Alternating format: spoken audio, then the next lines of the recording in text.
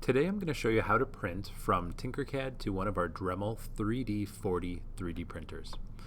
So as you can see right here, I've got Tinkercad open with a wonderful home keychain.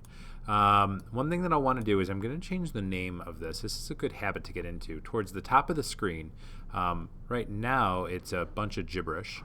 I'm going to click on it and I can put in a new name. I'm going to call it home keychain.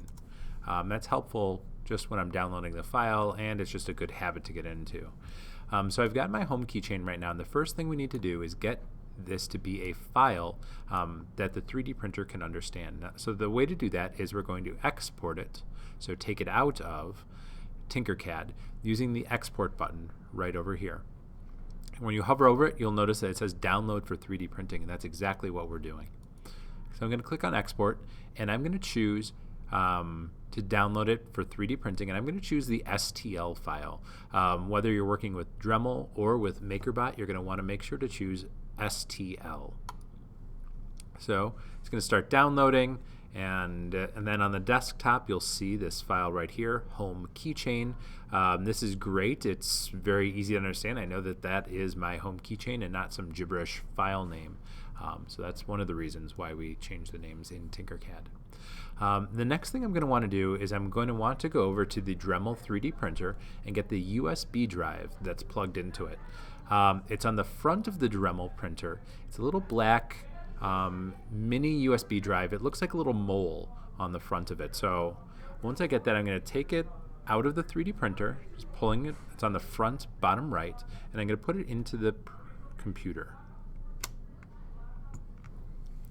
And once I do that, I'll see a little Dremel icon show up on the desktop. So this means that it is ready to go and ready to have this file transferred over. Now, before we can send this STL file to the Dremel, we need to turn it into a file that also can explain to the printer what we want it to print and how we want it to print. Do we want it to print fast, slow? Do we worry about the quality? Where do we print it on the build plate? And to do that, we need to use a software tool called a slicer. So we're going to be using the Dremel Digilab slicer. In my dock right now, it is this D, the white D with a green and yellow background. If you don't see it in the dock, you can check the applications folder on your computer. So I'm going to open it up one time and wait for it to load.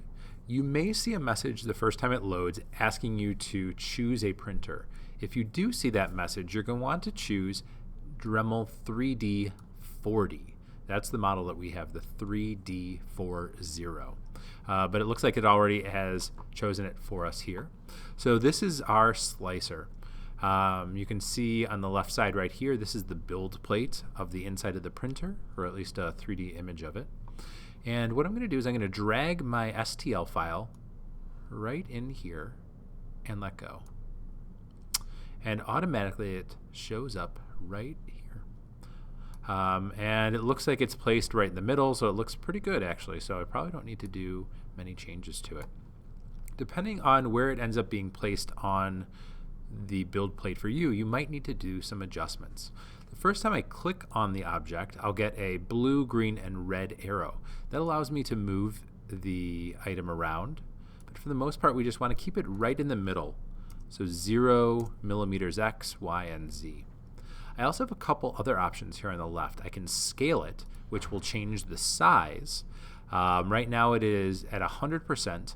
I could change any of these X, Y's, and Z's.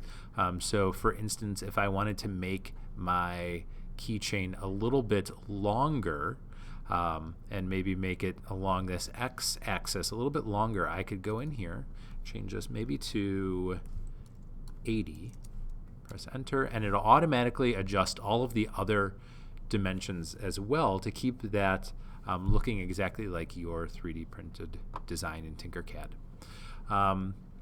So we'll keep that fine with this scale. Rotating, if I needed to rotate, I could. I could also click on this lay flat button, In this case, we don't really need to do anything.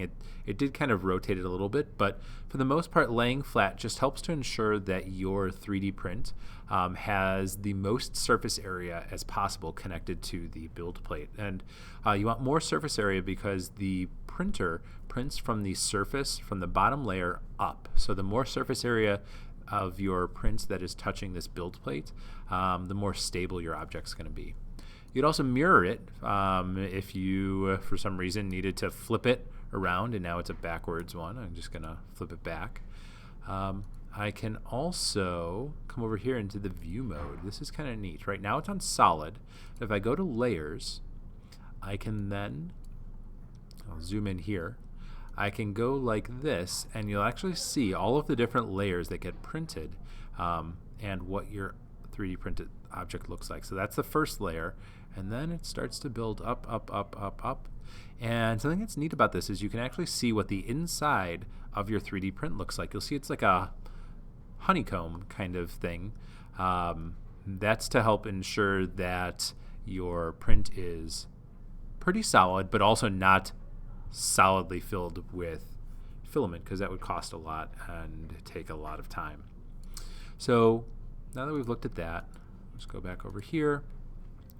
Down in this area, we'll see the name of our file. Right now, it always starts off with a D3. I'm going to go in and just delete that D3. Now it just says home keychain. That's a little bit better. It also will show you the dimensions, how long it will estimate to print, and then the estimate of how much filament it'll use. Now this says it'll use about 6 grams worth of filament. And if my calculations are correct, I believe that it is 4 cents for every gram of filament. So this roughly would cost 6 times 4, so 24 cents to print the way it is right now. Now I'm going to look over here on the right side, and material PLA, that's the type of filament that we use. It's really the only filament that will work with our printers, so that shouldn't ever change. Our profile, different qualities. You can do low, medium, high quality, ultra high quality. The higher the quality, the longer it will take to print. So right now on medium quality, we're at 32 minutes. If I go to high quality, it'll automatically re-slice and get it all set, and we'll go see that it'll take over twice as long, 1 hour and 10 minutes. So we probably don't need to do that. We'll go back to medium quality. I think that's a good kind of balance between speed and getting a print that you'll be happy with to take home. You can also see different infill styles. Right now we're on 20%. And if you remember, that 20% out here will go perfect halfway through, and you can see the inside of your print. If I go to 50% infill, and it's slicing, you'll see that that grid is a lot smaller, and it's going to end up requiring a lot more material or filament to use for printing, and it's going to take a little bit longer. 100% would be completely solid, and that would be almost twice as much, so the cost would double, and the amount of printing time would almost double as well. 0 would be a pretty terrible idea, because trying to build on top of that, that final layer wouldn't have anything to support it, and it's not going to be very stable, so we never want 0. 20% is, again, a good balance. We also have the option to generate supports. Supports are helpful when you're trying to print something that has an overhang. So imagine that I was trying to print a person with the arms sticking straight out to the side. As the printer moves up each layer and goes from the bottom layer up, it just keeps printing on top of itself. Now, if you think about a person and with the arms to the side, when it tries to print the arms and the hands, there's nothing underneath the arms and hands to support it. And so when the printer goes to let some filament out, that filament's just going to start dropping into the air, and it's not going to work. So the supports, when needed, will create a very easy to take off, just like support beam that will build up underneath any areas that need support. So we can leave generate supports on. That should pretty much always be on. But in the case of our keychain, it's not really going to need it at all because there's nothing that has an overhang. So we're good there. Build plate adhesion, we're just going to leave off right now. Sometimes if you're trying to print something that doesn't have a lot of surface area on the print platform, the build plate adhesion may be helpful. It'll put like a little raft underneath, but in this case we don't really need that. So I think we're ready to go. Now to save it to the USB drive, all we need to do is click this Save to Removable Drive button right here in the bottom right corner. Click. It says saved, and then we'll eject it. And now we're ready to take it to our 3D printer and print. Easy as that. If you have any questions, please make sure to reach out to me. Thanks.